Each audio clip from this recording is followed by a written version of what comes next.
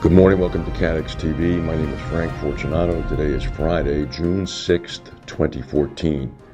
Today is the 70th anniversary of D-Day. It's about 9:20 a.m. in the eastern part of the U.S., 3:20 p.m. in Normandy. At about this time, 70 years ago, much of the beach, except for Omaha Beach, had been secured, and very slowly Allied forces were beginning to penetrate several hundred yards inland. Today, the scene in Kosovo-A, where the American cemetery is a bit different. There are world leaders there. President Obama has spoken. There are a couple of dozen 90-year-old men there who are actual veterans of the D-Day landing. Also present is Russian President Vladimir Putin, who last evening had dinner with French President Hollande in Paris. Mr. Putin was spotted chatting in Russian, presumably, with Ukrainian President-elect Poroshenko, as well as German Chancellor Angela Merkel. Ms. Merkel speaks Russian. The three were speaking rather animatedly before going into a chateau to have dinner with the other leaders. It's not yet known whether or not there's going to be any contact between President Obama and President Putin. The Bank of America is in talks to pay at least $12 billion to settle probes by the Justice Department and a number of states relating to the bank's alleged handling of shoddy mortgages. This bill could in fact now increase up to $18 billion, according to people familiar with the negotiations. At least $5 billion of that amount is scheduled to go directly toward consumer relief. Aon Benfield's Impact Forecasting CAT Modeling Group released their report on May.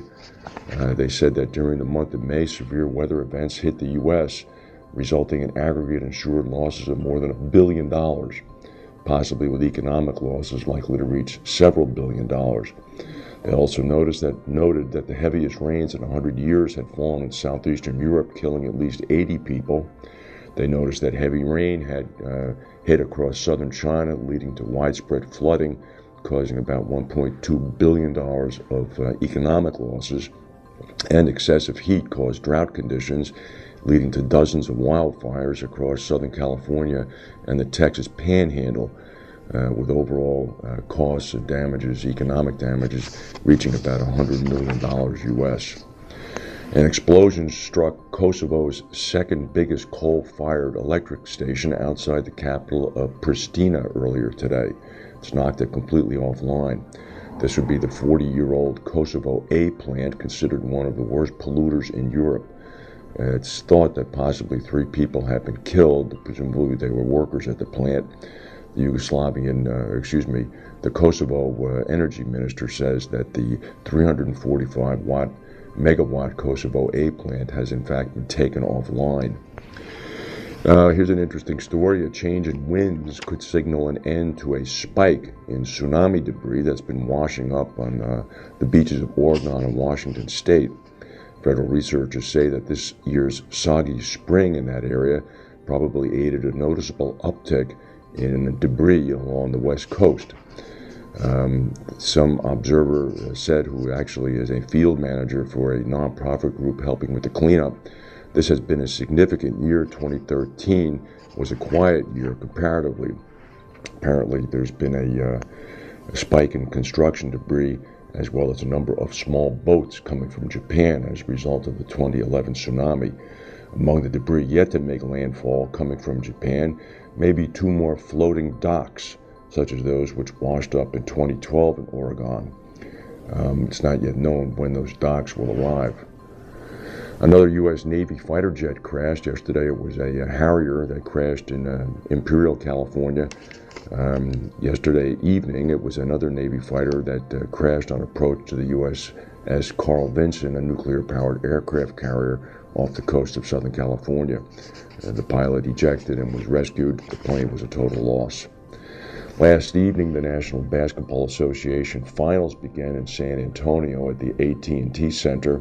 The game proceeded normally, but by halftime, it was apparent that the air conditioning wasn't working. The temperature outside during the day in San Antonio was 91 degrees. By halftime, the temperature inside the arena was 91 degrees. A number of players were affected by the heat, including the Miami Heat, that's the name of the team, the Miami Heat star player LeBron James, who had to take himself out of the game due to heat-related muscle cramps. It's presumed now that the air conditioning will be working for the next game there.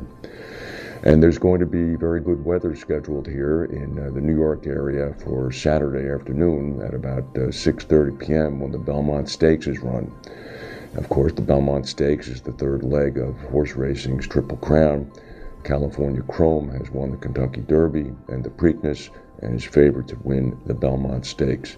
He would be the first winner of the Triple Crown since 1978 when Affirmed won it.